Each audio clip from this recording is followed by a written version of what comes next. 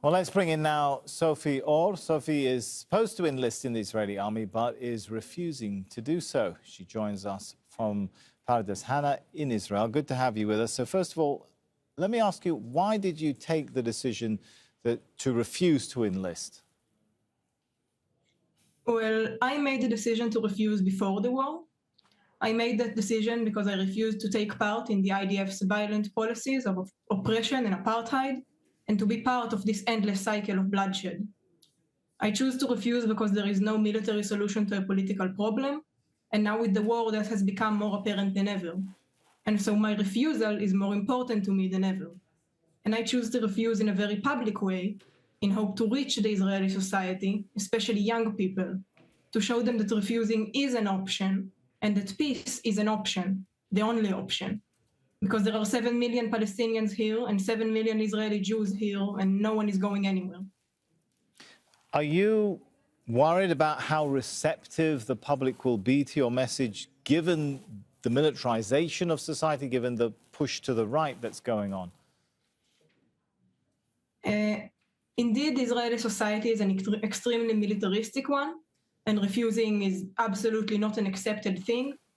And I am called a traitor, a self-hating Jew. I get wishes for me to be raped or killed. And since the war started, it has gotten worse. There has been a shift to the right, and the right was already strong. And there also has been repression of activists in the radical left, especially Palestinians with Israeli citizenship, but also Israeli Jews. So I am worried, but it's worth it, because if only one person is going to hear my words and they will make them think, then it's worth it, and I'm willing to endure the consequences of that. Given everything you've just said and the sort of calls that you're facing, it must take a lot of conviction to take the position you've taken. How concerned are you about the prospect of facing almost an endless cycle of court appearances and jail terms, right? That's what you could be looking at.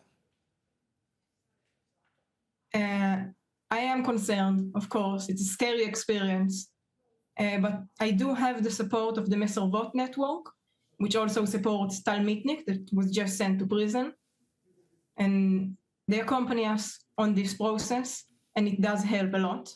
But of course, it's scary, and I don't know how much time, and it can be different now with the war, because the political sphere in Israel has changed and gone in a dramatic shift to the right. But as I said before, I'm concerned, but it is worth it, and I stand with my decisions and my morals all the way.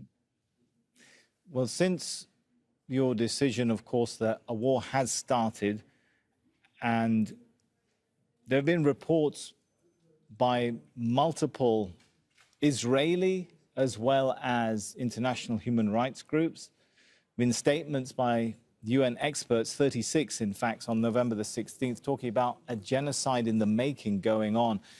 Has that strengthened your resolve that this is not something you want to be associated with? And how is that playing out with others? And definitely for me, the war has only made my decision, made me more sure in my decision. And the war in Gaza is horrible. It causes horrible destruction and death, and it can never be justified the same way that the massacre on October 7th can never be justified. And it's unrelenting, and it leads us nowhere. But to most people in Israel, the war changed them in the opposite direction. And there has been a shift to the right, and young people in Israel in general, in contrast to the rest of the world, tend to be more right-wing.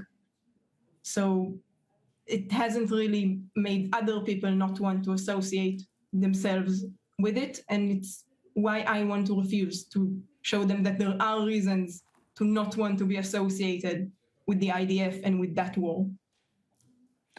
Sofi, how much of the war do Israelis actually see? How much of the civilian suffering do they see? I think that Israelis know the least about what's going on in Gaza in the entire world. The media in Israel does not show the civilian damage and deaths and destruction. The IDF in general tries to present itself a lot of the time as the most moral army in the world. You can see it on social media because there are Israeli soldiers that post proudly videos from Gaza, horrible videos. So it can be seen, but most people won't see it in mainstream media and also don't want to see it because people want to feel that they are in the right and that they are supporting a right cause and that it's only self-defense and that they don't have a choice. So definitely don't see a lot of it.